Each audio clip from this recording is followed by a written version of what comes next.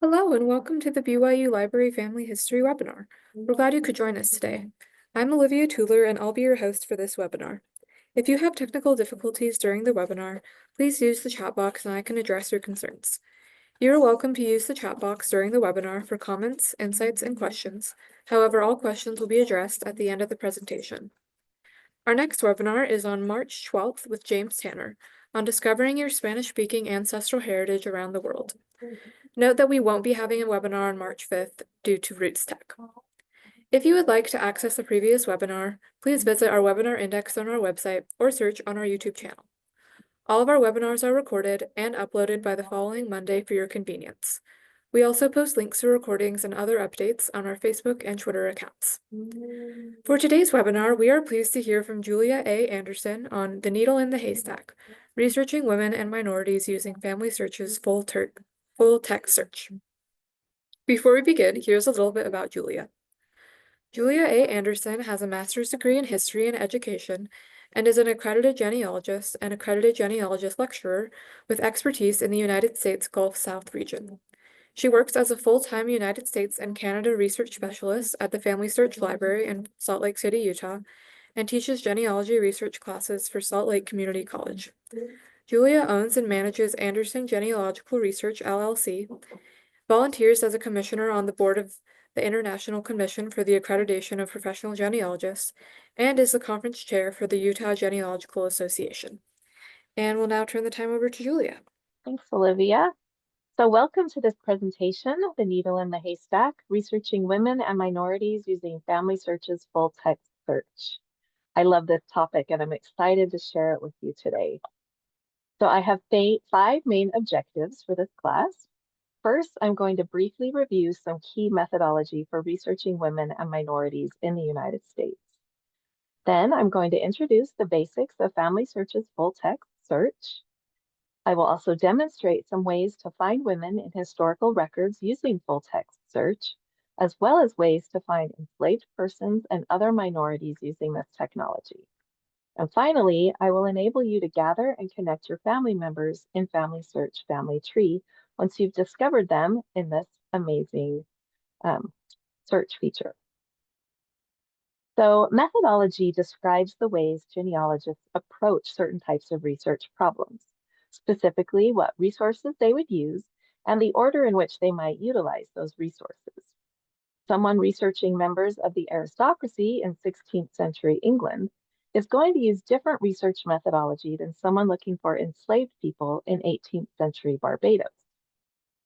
For researching women in the United States, there are basically 2 general methodologies, and this is because they were categorized into 2 basic groups: those who were single, or femme sole, and those who were married, or femme covered. A single woman was usually allowed to enter into contracts, own property, go to court, act as an administrator or executrix of an estate, and had other rights, although she was not considered the equal of her male counterparts. A married woman was legally covered by her husband and was therefore essentially invisible as far as the law was concerned. Besides the dower right allowed under English common law, where a married woman was entitled to 1/3 of her husband's estate for the remainder of her life after her husband's death, as long as she remained a widow, she had very little legal status. So if you're researching a single woman, the basic method to use is to follow the standard research process and look for records for all the men connected to the woman, like her father, brothers, uncles, brothers-in-law, and so forth. If you're researching a married woman, you'll need to identify her husband, then follow the standard research process for her husband, and look for all the men connected to the woman. By the same token, African American genealogy research also basically has 2 categories: after 1865 and before 1865. 1865 is important, of course, because it marked the official end of slavery in the United States. Laws regarding African Americans, both free and enslaved, before and after that time differed greatly. Basically, if you're researching after 1865, you follow the standard research process for genealogy research in the United States. Some of the specific resources may differ, especially by region and time period, but the process is essentially the same. If you're researching before 1865 and your ancestor was free, follow the standard research process. But if your ancestor was enslaved, you must identify the slaveholder or the potential slaveholder, then follow the standard research process for the slaveholder. For Native American research, you first need to establish the tribe, then identify and locate records for that tribe. Some of those options are records of the federal government, churches, businesses, newspapers, and tribal records where they exist. For immigrants to the United States, research methodology includes establishing the homeland, identifying the person's name at birth, locating the hometown, and finding a person and event, including the date of the event, that happened in that hometown. You can find more in-depth instruction on research methodologies from many sources, but I would like to highlight one particular resource available from FamilySearch. It's a booklet called 10 Steps to Reclaiming Your African Roots, a guide to navigating African American genealogy. These are great tips and are not limited to only helping with African American research. The booklet is available in PDF format and will guide you through the basics. You can scan this code on the screen or use the link in the class handout. The first 5 steps outlined in the booklet are: write down what you know. I just can't stress the importance of this enough. It helps if you have a solid starting point to do research. It also helps you collaborate with others. Next, find artifacts around the home. I know in my family we have scrapbooks, photos, certificates, newspapers, funeral programs, yearbooks, journals, even quilts, doilies, baby books, and other items that have great sentimental value, but they also have genealogical value. Gathering those items into one place and studying them to find clues about your family is very helpful when you're starting to do family research on a new topic. Next, you want to interview relatives, especially those of the oldest generation who are still living. They usually know so much more than we do. Even if they just know a couple of facts or stories you haven't heard before, it's worth the time and effort to ask them. Extended family members may have heard different details about grandparents or great-grandparents than those passed down in your branch of the family. Next, create a FamilySearch account. This will help you organize your information, collaborate with other family members, and maximize your search results in historical records. Next, create your own family tree. By using Family Tree, you can attach sources and keep track of your research, photos, stories, and family relationships. The next steps are to search for existing ancestors in Family Tree. And this is another way of saying that you can connect to your deceased ancestors that are already in there. Then you want to look for blanks in your family tree. Once you can see what is missing, you'll know what you need to look for. Number 8 is search for historical records. These records contain the evidence needed to extend your family tree. Then you want to add photos and stories, and these will really help your family history come alive. Sharing what you know blesses everyone for generations. Finally, work together as a family. Family history work can really bring people together as they work toward a common goal. Many of these steps are pretty easy, but a lot of people tend to get hung up on number 8, search for historical records.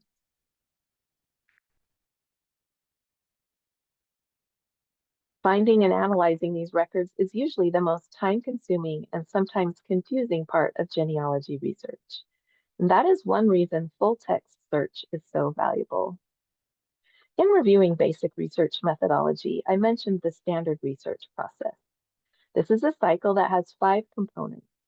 Many of these are encompassed within those 10 steps for reclaiming your African roots that I mentioned. But this process applies to any kind of genealogy research, no matter what time period or place you're investigating. 1, gather your known information. 2, choose a research goal. 3, find new information.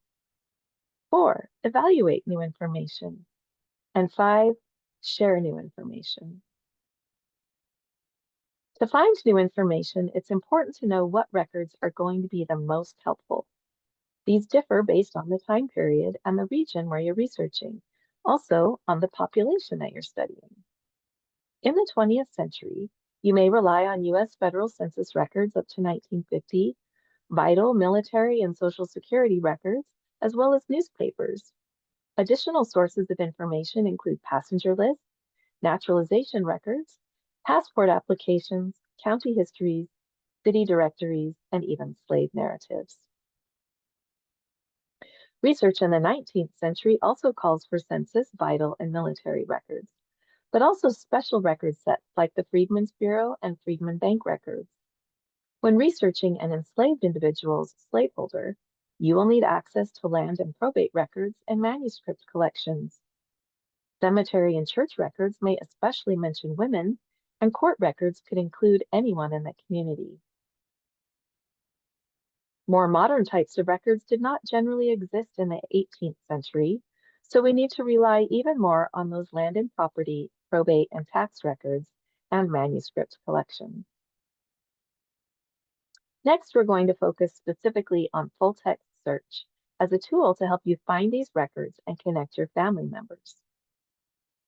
Full-text search is what is called an experiment on FamilySearch Labs because it is a feature that is still being built out. They are still in the process of adding and categorizing records and improving the search capabilities.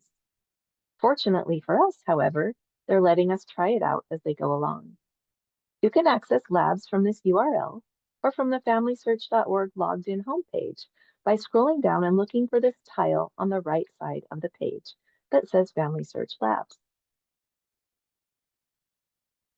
Click on View Experiment. To access the experiment, simply go to the tile that says Expand your search with full text. Then click Try it. If you have already tried it at least once, the tile will say Go to Experiment. Using state-of-the-art CAI or computer-aided indexing technology, engineers at FamilySearch have taught the computers to read handwriting in many different types of historical records. The computers then make a transcription or typed copy of the words written in the record.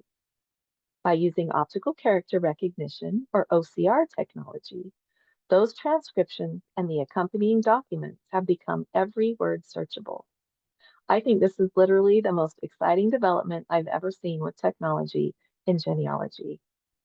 You get access to hundreds of millions, which is actually just crossed over the billion mark, so a billion previously unindexed document images, and you can search every word in the text, including obscure place names, nicknames, relationships, and combinations of different keywords.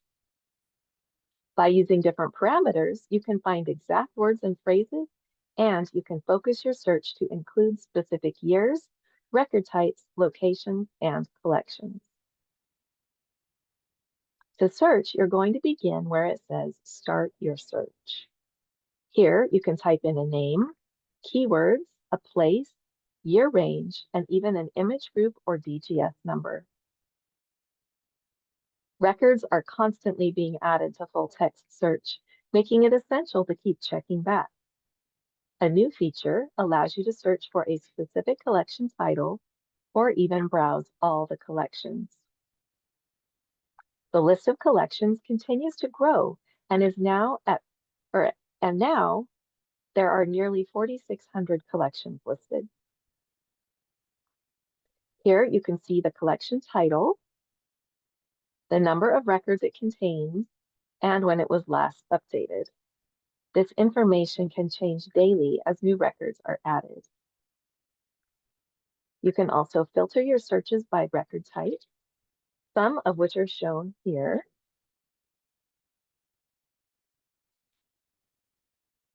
In this graphic, legal records is the largest category and includes court, land, and probate documents. You can see there are also church, military, vital, and other types of records. Other filtering possibilities include year and place. Once you select the first option, such as a century or continent, it will drill down to a more specific area or time. In order to get the most out of these records, it's important to know some of the best practices for searching. As you start searching for your ancestors, the website will guide you with some search tips. Here they are. Use quotation marks around an exact word or phrase, including first and last name. Use the plus symbol to include a specific word or phrase. Use the minus symbol to exclude a specific word or phrase. Then we have wildcards. You can use the question mark symbol to find different spellings and the asterisk symbol to find different forms of a root word or name. So here's some examples of what this looks like. Here I typed in the name Elijah Taylor, and my results would include all the images with either the word Elijah or the word Taylor on them. If I put Elijah Taylor in quotes, I would get back all the images that included the words Elijah and Taylor together within about a word or so of each other. If I did a search for plus Elijah and plus Taylor, I would get images that have Elijah and Taylor on them, but not necessarily within a few words of each other. If I searched for plus Elijah minus Taylor, I would get images with Elijah, but not if they also have the word Taylor on the image.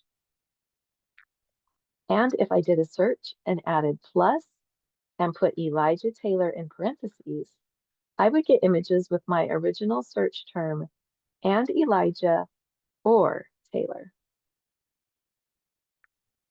The question mark wildcard replaces one letter in a word. For instance, if I typed TA question mark LOR, I would get variations of the word Taylor or others with a similar spelling. The asterisk wildcard replaces multiple letters or no letters in a word. For instance, if I typed TA asterisk R, I would get a number of different words containing the letters T, A, and R. It's always a good idea to use wildcards to expand your searches because computer-aided indexing can still make many, many mistakes. To get an idea of how these search tips can change your results, when I searched for Elijah Taylor without quotes, I got over 35 million results. When I searched for plus Elijah minus Taylor, I got nearly 6 million.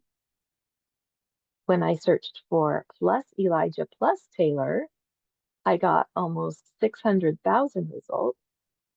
And the name Elijah Taylor in quotation marks returned 21,352 results. Just a few months ago, this was only about 2,000 results. But this is a great way to narrow your search results. I always like to start with a broader search and then narrow as I go. These results were actually from January. They keep adding more and more records, so every time I do the search, I get even more results. As I mentioned a moment ago, you can also focus your search by using filters. The current filters are for record year, record type, record place, and location. When I filtered by record year, it gave me centuries and then decades. Filtering by record type gave me a number of categories to choose from. Filtering by collection allowed me to choose specific collections in which to search. The place gives me different countries or continents or other locations. And you can see in parentheses after each breakdown, it tells me how many matches there are to my search terms. So here's an example of a search I did for Elijah Taylor with his name in quotation marks in the name field. As you can see, I got results in Alexandria County, Virginia, Lynn County, Missouri, and Craven County, North Carolina, among many others. I usually start my searches this way, by putting the name of the individual I'm seeking in the name field within quotation marks. You can also put the name in the keyword field And sometimes it will give you a little bit different results. It's a good idea to try it both ways. Many of your results will be the same, but some don't overlap. Filters are applied to your most recent search. Therefore, I always add filters after my initial search.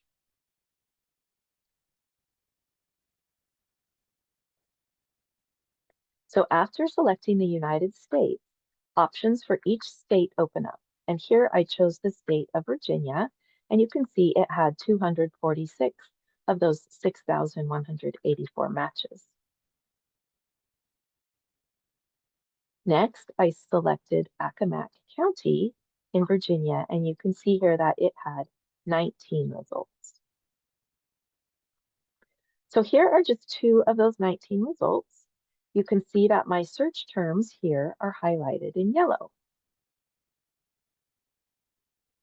Once you select a record to view, you can see the image. You can see its DGS item and image numbers. There at the bottom in red, I've highlighted where you can see a film strip of the other images in the item number or on the film.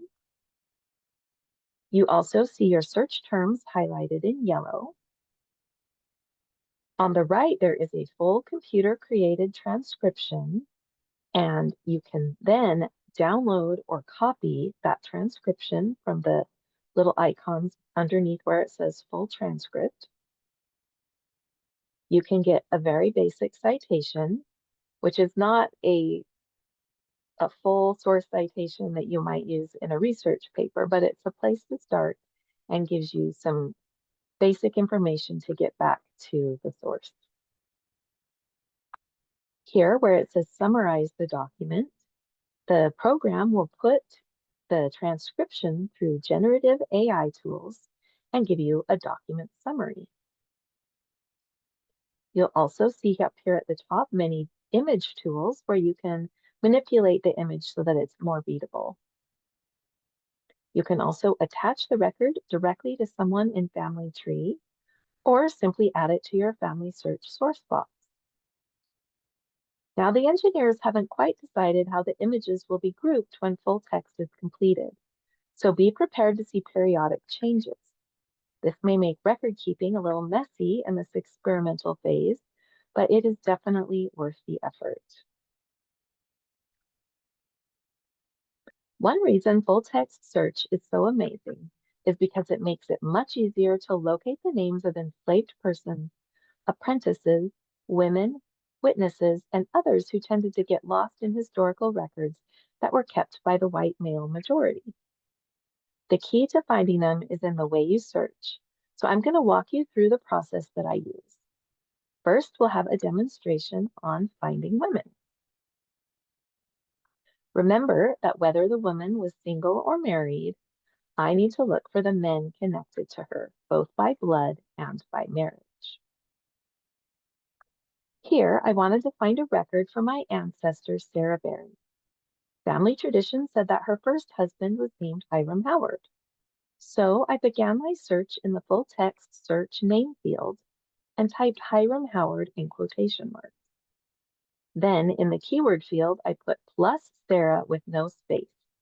This would give me images that include the names Hiram and Howard within a few words of each other and the name Sarah on the same image. Next, after I did that search, I filtered my results by place down to the county level and got 19 results, and she was living in Rusk County, Texas. One of these results was a probate record. I opened the document and saw that it was the probate record of Hiram Howard. The petitioners were John Barry and Sarah Barry Howard. It says, your petitioners, John Barry and Sarah Barry Howard, residents of the county of Rusk, represent that on or about blank day of September 1857, one Hiram Howard, the husband of aforesaid Sarah Howard, departed this life. This is evidence that Sarah Barry did indeed marry Hiram Howard, who died in September 1857. Another document that came up in my search for Sarah was a land deed for a woman named Sarah Stoneham, who was selling a piece of property to L.H. Sheffield. It says that the property belonged to Sarah and her former husband, Hiram Howard, as a homestead at the time of his death.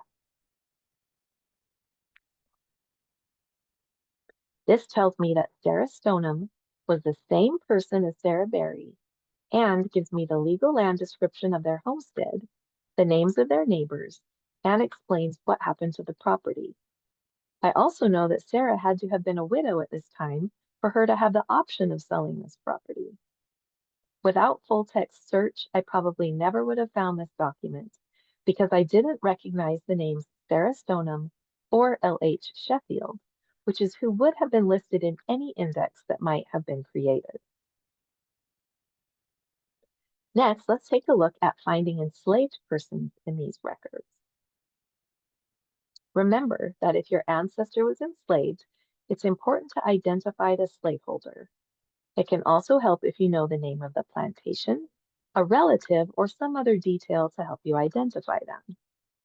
When you combine the first name of an enslaved person with the name of the slaveholder and slavery-related keywords, magic can happen in your search. For our first example, I was looking for an enslaved man named Elijah. His slaveholder was Robert Taylor, who resided in Rusk County, Texas in the 1850s. In the name field, I put the name of the slaveholder, Robert Taylor, in quotation marks. Then in the keyword field, I added plus Elijah and plus and the words Negro, slave in parentheses. This means that the computer will look for images that have Elijah and either the word Negro or the word slave, and also the name of Robert Taylor, the slaveholder.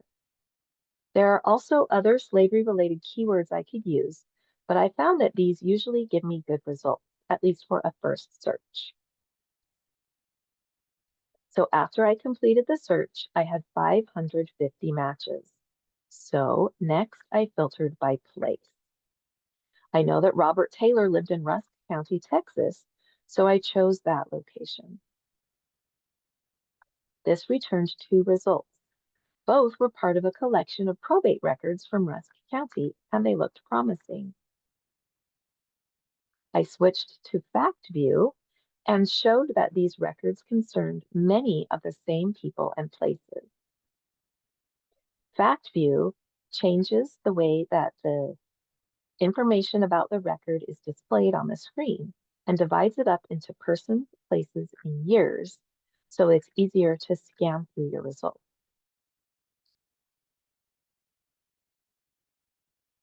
The first record was an inventory of the estate of Mary M. Taylor, the deceased wife of Robert Taylor, and was filed on January 16, 1857.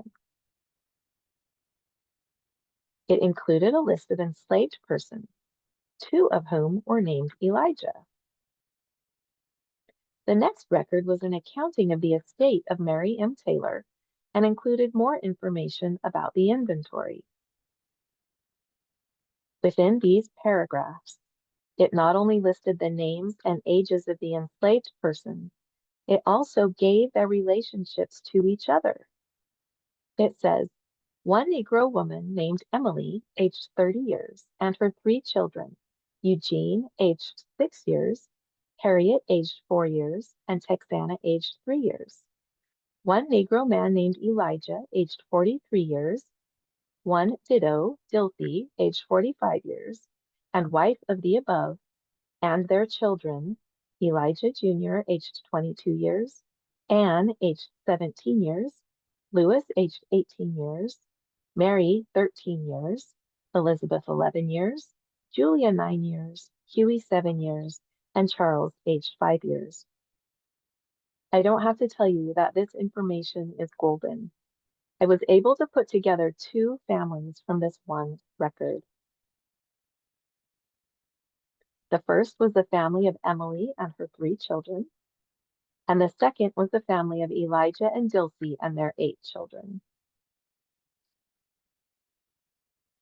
In this next example, I wanted to identify the previously unknown persons who had been enslaved by Elijah Hickman in Accomack County, Virginia, specifically those whom he had emancipated at his death.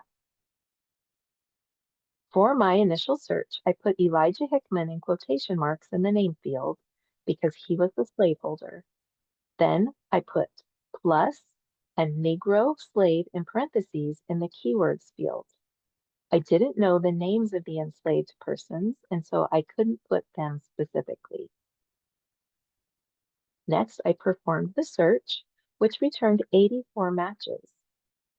Then I filtered by place to Accomack County, Virginia, and I then had 65 matches. To narrow my search further, I added the term plus emancipate to the keyword field.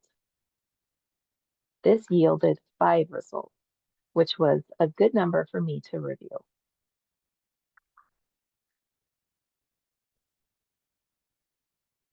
They were part of a collection of probate records from Accomack County. One of the records was the will of Elijah Hickman. Part of the document states, item, I emancipate and set at liberty my 2 Negro men, Daniel and George, at the expense of my estate, to be at liberty at the end of the present year. Item, I emancipate and set at liberty my 2 Negro girls, Esther and Sabro, at the age of 25 years. So this answered the question about who the enslaved persons were that Elijah Hickman emancipated. It also gave me information about Elijah's family members, which helped me positively identify the family. From this document, I was able to put together 3 generations of the Hickman family and identify these 4 enslaved persons.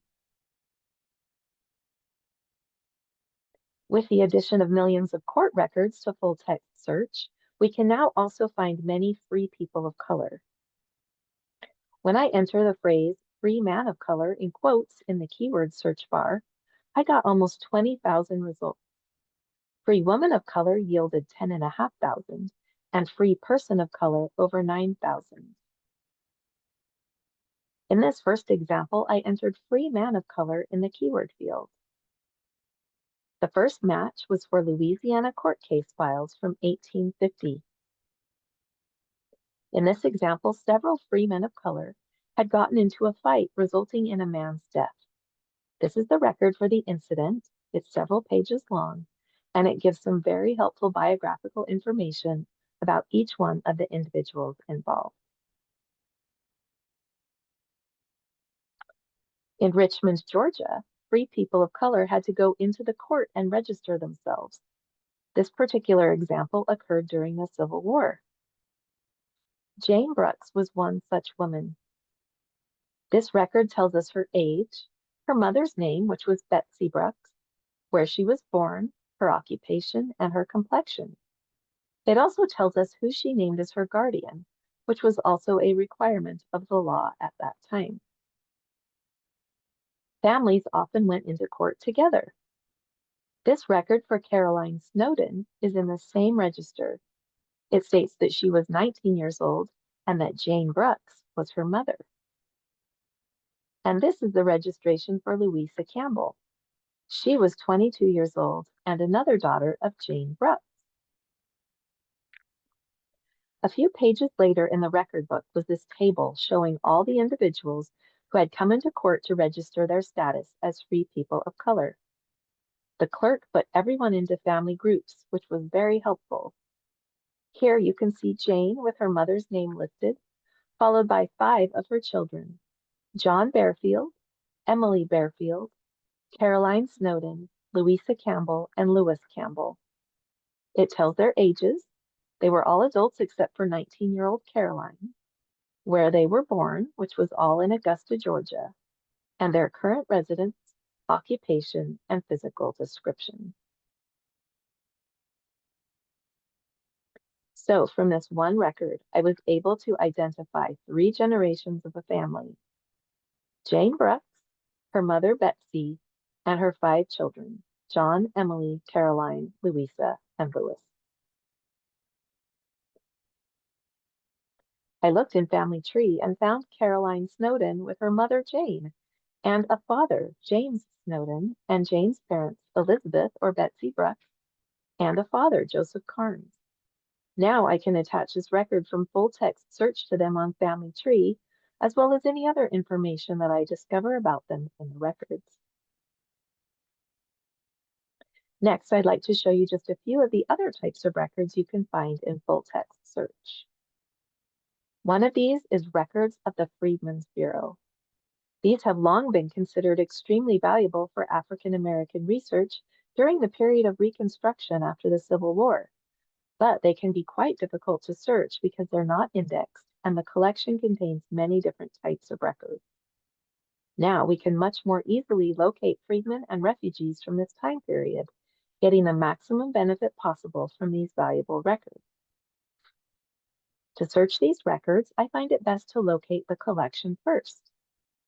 That will open up this search screen. In this example, I wanted to find evidence of a married couple with the first names Vina and Jane.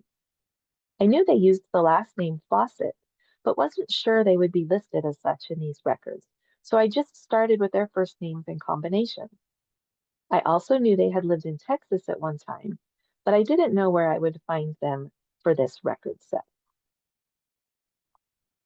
One of the matches I got was records of a court case between Vina Fawcett and the administrator of the estate of James H. Fawcett. This record states that James H. Fawcett, the decedent, was a white person of European blood, and the said Vina Fawcett is a freedwoman of African descent. The record continues, and she so being of African descent, and his, the said James H. Fawcett's slave, he, the said James H. Fawcett, was not by the laws of the land authorized to take her to wife, and that he never did, nor could do so under said laws. However, another document in the file disputes this. According to one witness, the said Vina Fawcett was the wife of the said James H. Fawcett at the time of his death and had been for about 12 years before that time. Vina insisted that she is the surviving wife of said James H. Fawcett deceased, and there are no heirs to said estate known to her but herself. Vina was suing for her dower right and the remainder of James's estate as his heir at law, stating that the estate administrator was keeping all the property for himself. This record explains the relationship details between James and Vina and why there might have been confusion among the community. Court records are fascinating because you can often hear many different sides to the same story. The last type of record I want to show you today is for apprenticeship. Here, I was looking for a girl named Eleanor, who was an apprentice in a Trump household in Ontario, Canada. I put Trump in the name field with plus apprentice and plus Eleanor in the keyword field. Then I sorted by place for Ontario and by record type for legal records. This returned one result. The record states, this indenture witnesseth that George Wilson of Niagara, in the district of Niagara and province of Upper Canada, a tailor, hath put and by these presents doth put his daughter Eleanor Wilson, born on the 8th day of April in the year of our Lord 1792, apprentice to Charles Trump, also of Niagara, and Christiana his wife, to learn the arts and mysteries of cooking and housewifery, and after the manner of an apprentice, to serve him, her, and them, or the survivor of them, from the date hereof, for and during the term of 10 years, 2 months, and blank days. From this record, I learned Eleanor's full name, and the name and occupation of her father, the date of her birth, the names of the couple she was apprenticed to and for what purpose, and the length of her servitude. Next, I would like to demonstrate how you can gather and connect people you find in these records on FamilySearch Family Tree using the Other Relationships feature. To access this feature, you need to log into your FamilySearch account. Then you need to navigate to Family Tree and select the person to whom you want to connect. This person needs to already be in the tree, or you'll need to add them. For instance, this is the person page for Charles Trump, to whom Eleanor Wilson was apprenticed in Niagara, Ontario. If I scroll down, I can see the person's family members, which in this case is his wife, Christina, who was listed as Christiana in the apprentice record. Down at the very bottom, you'll see another category called Other Relationships. If you select Add Other Relationship, you'll get a box with a drop-down menu from which you can select the correct relationship. The categories are apprenticeship, employment, enslavement, godparent, household, neighbor, and relative. In this case, I chose apprenticeship. A box will pop up showing the person of interest as the master, with the opportunity for me to add the apprentice. If the relationship should be the other way around, I can select the arrows in the middle to switch it. The computer did not find a match for Eleanor Wilson in the database, so it gave me the option of creating her, which I did. Now it shows Eleanor as Charles's apprentice. Because we created Eleanor in Family Tree, she now has her own ID and person page.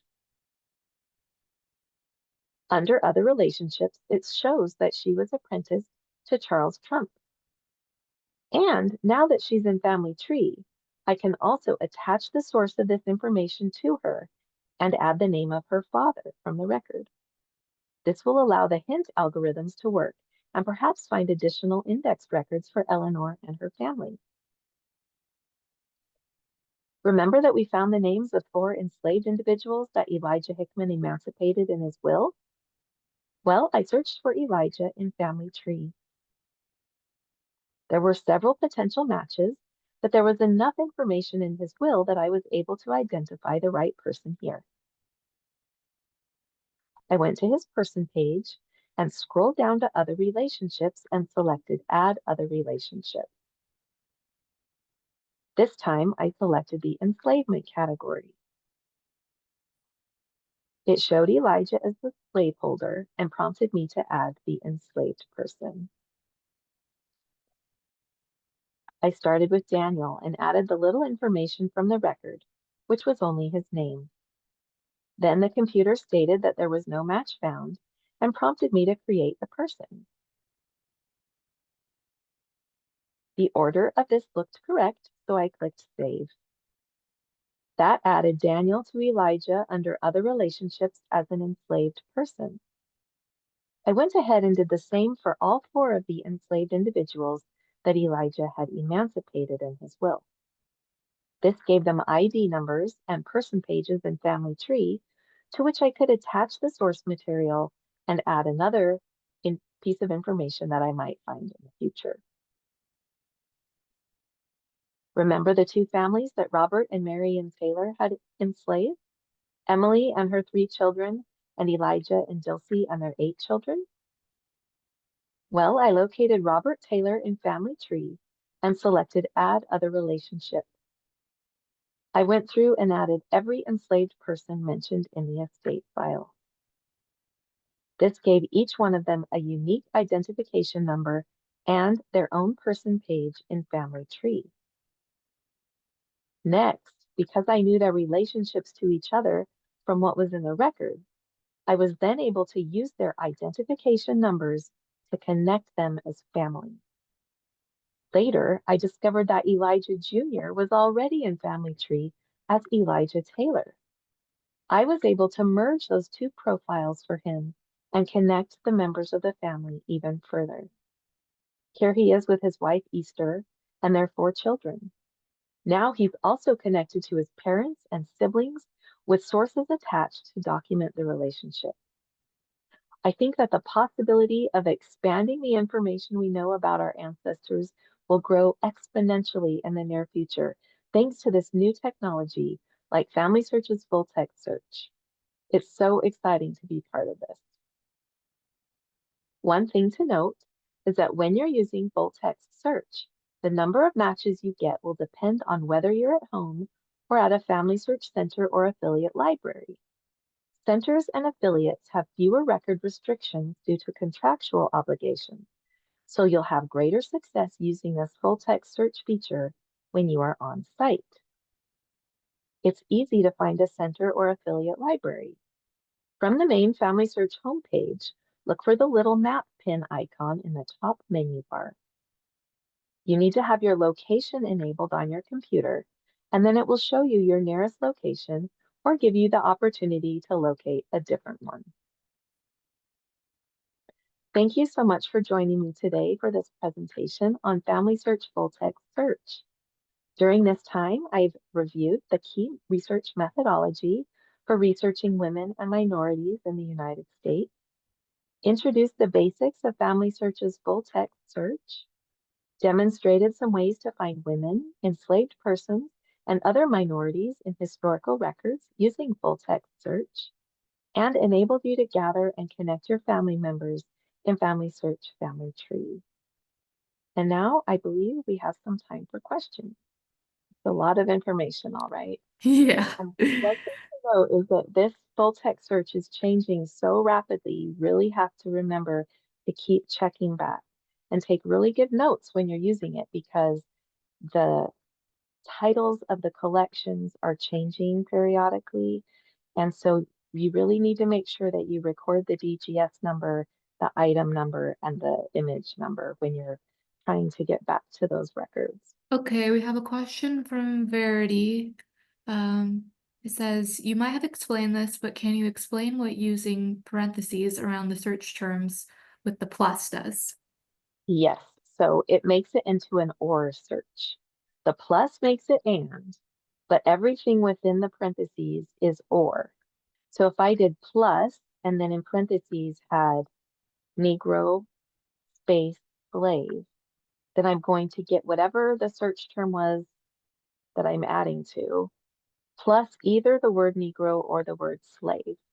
And I can do that with names too.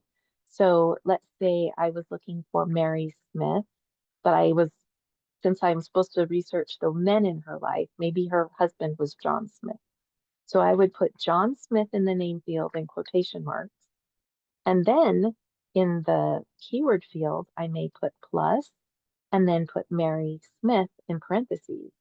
And that's going to get me John Smith plus any records that say Mary or any words that say Smith. And that's not a really super great example. Maybe instead of Mary Smith in parentheses, I would put her maiden name, Mary Jones. So then I'm going to find instances where John Smith is with Mary or John Smith is with anyone with the last name Jones. And then after doing that search, you can filter by place and really get it down to a good number of results to review. And so it's a way that you can increase the number of results that you get while still being really specific. I hope that makes sense.